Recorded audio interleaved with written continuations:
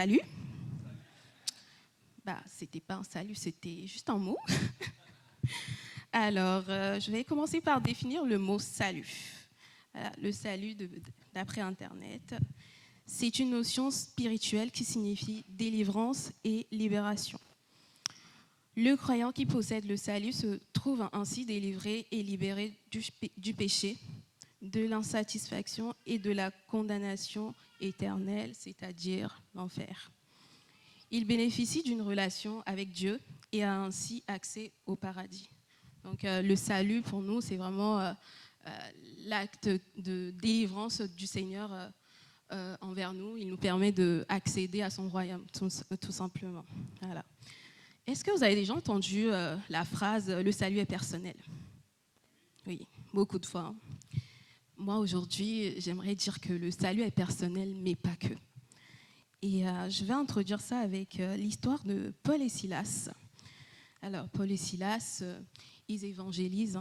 Ils évangélisent. Et un jour, ils évangélisaient autour de la Macédoine, si je ne me trompe pas. Et il y avait une jeune fille qui les suivait tout le temps, qui leur répétait sans cesse, les répétait sans cesse des phrases. Et à un moment donné, Paul, il va s'énerver. Alors, ça se trouve dans Acte 16, au verset 17.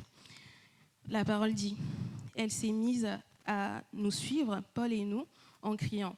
Ces hommes sont les serviteurs de Dieu très haut et ils nous annoncent le chemin vers le salut. » En soi, c'est bien ce qu'ils disent, ce que dit la jeune fille. C'est bien, parce que Paul, ils sont là vraiment pour nous édifier et nous faire connaître la parole de Dieu. On sait très bien, mais sauf qu'à longueur de journée, cette fille qui les suivait, répétait sans cesse ces mots, ça les a un peu perturbés. Donc Paul décide alors de ordonner au nom de Jésus que l'esprit qui se trouve dans cette fille, ce que j'ai oublié de dire, cette fille, elle est animée par un esprit. C'est un esprit de,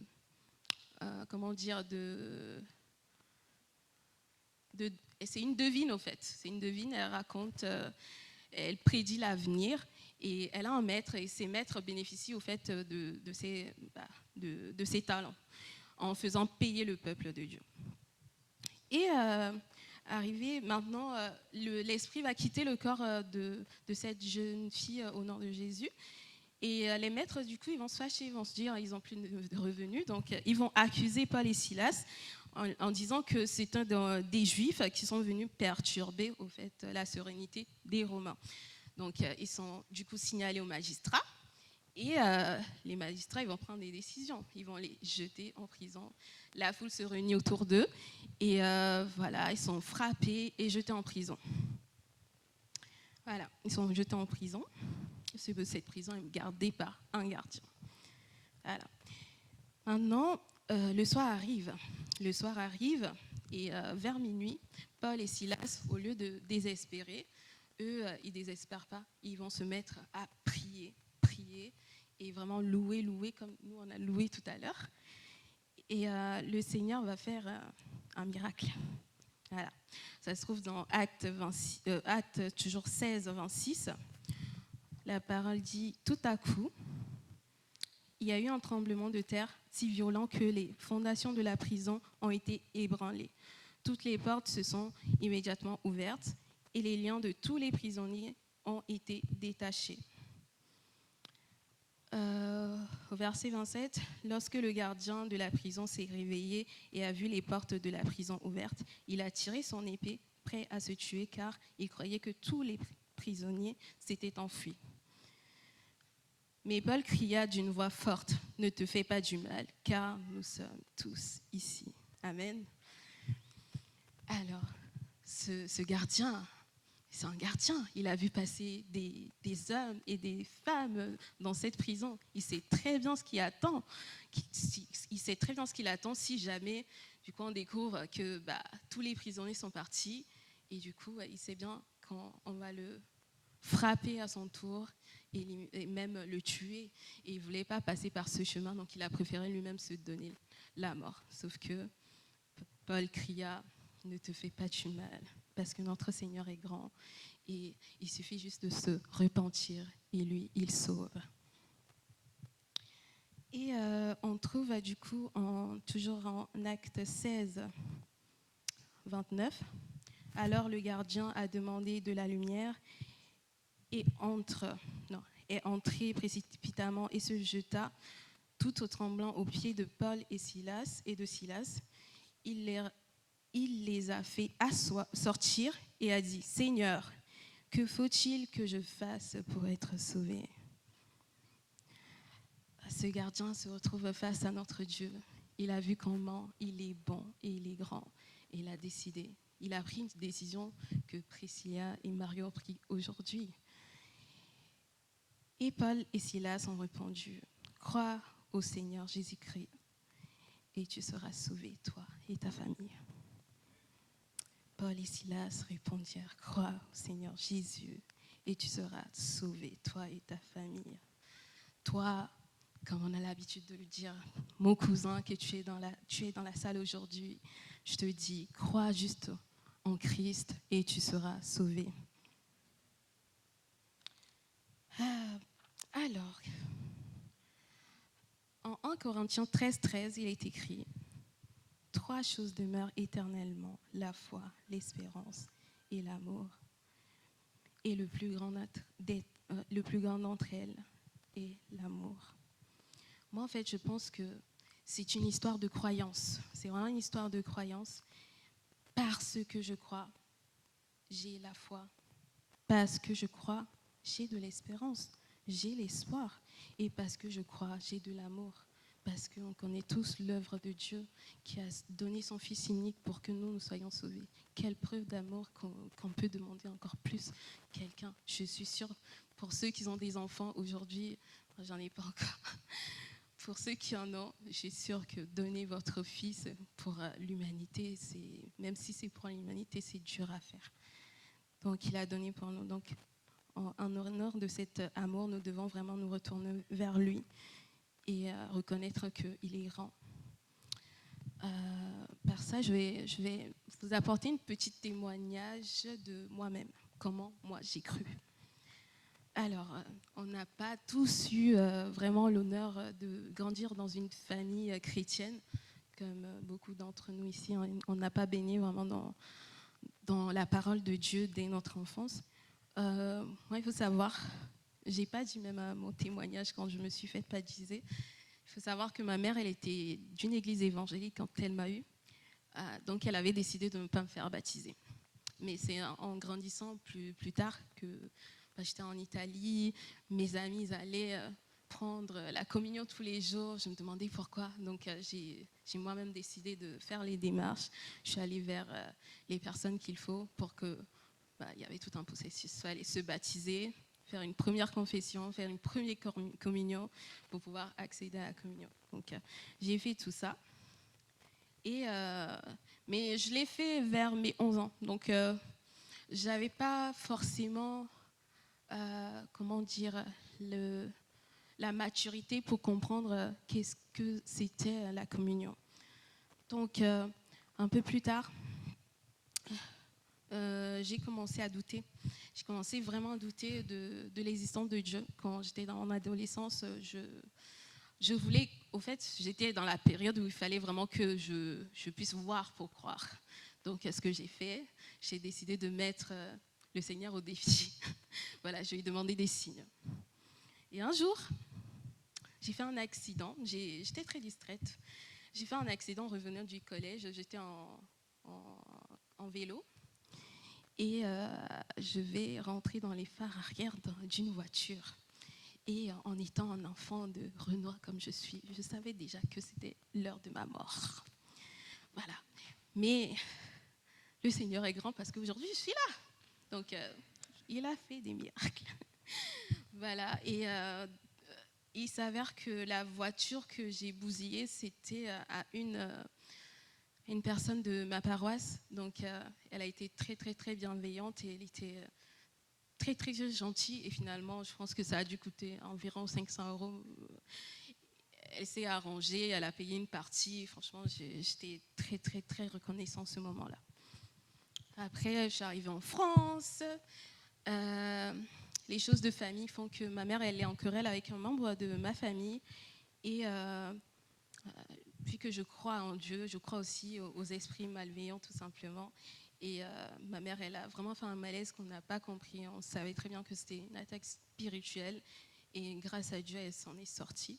Donc, franchement, c'est là que j'ai commencé sérieusement à me rapprocher de Dieu parce que c'était vraiment un miracle. Parce que ma mère, dans un moment, elle était là et à un moment, elle n'était plus là. Et elle nous a toujours dit que c'est le nom de Jésus qui l'a sauvée. Donc, je rends vraiment grâce. Ensuite, on arrive beaucoup plus grande. Il y a un homme qui va rentrer dans ma vie. Un homme de Dieu.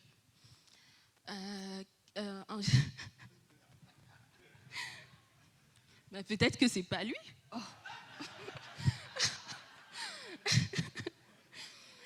Et du coup, ce qui va se passer, c'est qu'on devait se voir à une soirée de Nouvel An. Donc, je trouvais ça prétentieux. Le monsieur est arrivé en retard. Nous tous on attendait. Et bon, après, plus tard, je découvre qu'au fait, c'était le Nouvel An et qu'avant de sortir voir ses amis, en tant qu'homme de foi, il a été à l'église, il a prié, il a remercié le Seigneur avant de venir entre nous. Donc, c'est de là que j'ai commencé à vraiment m'accrocher à Dieu. Petit à petit, il m'a amené à l'église. Oh. Il y a des perturbateurs là-bas. Voilà. Bref, il m'a ramené à l'église et comme Priscilla, je suis arrivée petit à petit, je me suis sentie bien dans la belle aumière. J'ai retrouvé ce que je n'arrivais pas à trouver dans les églises catholiques, tout simplement. Maintenant, je percevais vraiment l'onction qui descendait sur moi. Et c'est là que j'ai décidé de croire. Comme Marc 16,16 le dit, celui qui croira et qui sera baptisé sera sauvé, mais celui qui ne croira pas sera condamné. Et savoir que depuis tout ce temps, le Seigneur était avec moi, malgré que moi, je n'étais pas forcément près de lui, lui, il était près de moi. Je ne pouvais que croire, en fait. J'avais eu vraiment le signe que je cherchais depuis très longtemps. Et parce que je crois, ma famille également a été sauvée. Ma famille a été sauvée. Et dans la Bible, on trouve plein d'exemples dans la Bible avec Dieu qui condamne toute une famille. On peut le voir on peut le voir dans Genèse 12, 17. Mais l'Éternel frappa de grandes plaies Pharaon et sa maison au sujet de Sarai, femme de Abraham. Alors, l'histoire, c'est que le Pharaon, il a offensé Dieu parce que il a pris la femme de Abraham. Et ici, il est écrit Pharaon et sa maison. Dans ma maison, il y a ma famille, il y a mes frères, mes sœurs, mes parents. Donc, je suppose que là, c'est toute la famille qui a été frappée par la malédiction de Dieu. Et j'ai fait le lien aussi avec Ananias et Saphira, qui ont aussi désobéi à Dieu, qui ont été frappés par la mort. Maintenant, de la même façon que Dieu, il frappe, il sauve aussi des familles. Je vais prendre l'exemple de Abraham dans Genèse 12, 1 à 13. Je bénirai ceux qui te béniront et je maudirai ceux qui te maudiront. Et toutes les familles de la terre seront bénies en toi. Le Seigneur, il n'a pas béni que Abraham, il a béni toute sa lignée. Parce que Abraham, il était avec lui, il a sauvé toute sa famille. Dans Genèse 6, 9, voici la prospérité de Noé. Noé était un homme juste et intègre dans son temps. Noé marchait avec Dieu. Dieu, quand il a choisi de sauver Noé, il n'a pas vu au cœur de sa femme. Il n'a pas vu au cœur de ses enfants. Il a vu au cœur de Noé. Parce que Noé était un homme de Dieu. Dieu a sauvé lui et sa famille. Ce que j'aimerais vous partager au fait aujourd'hui, c'est vraiment que au fait, parce que moi j'ai été sauvée, je vais amener ma famille à être sauvée. Comme Jess l'a fait. Jess, quand j'ai su, oui, je te vois. Quand j'ai su que ta maman se baptisait, c'était la joie, parce que tu as cru, parce que tu mettais des chants de louange à la maison, parce que tu as parlé de Dieu. Ta maman aussi a été sauvée. Et tu vas sauver aussi ton frère. Amen. Je sais qu'il y a aussi la sœur Clémentine qui avait posé une question par rapport à ça une fois. Donc je vais te dire, parce que tu as été sauvée, tu vas sauver également ta famille. Et dans l'église, on a un très très très bon témoignage de ça. Yann, tu es où? Il n'est pas là. Yann, il a ramené toute sa famille. Yann, il s'est fait baptiser, il a ramené sa mère, ses sœurs. Quelle gloire pour notre Seigneur. Voilà. Parce que j'ai cru à son amour, je vais ramener tout ce que j'aime à l'Éternel. Jean 3,16. Car Dieu a tant aimé le monde qu'il a donné son Fils unique, afin que quiconque croit en lui ne périsse point, mais qu'il ait la vie éternelle. Et de la même façon que Jésus a donné sa vie pour nous, nous devons donner de toute notre personne pour pouvoir encore sauver les âmes, ramener les âmes perdues à notre Seigneur.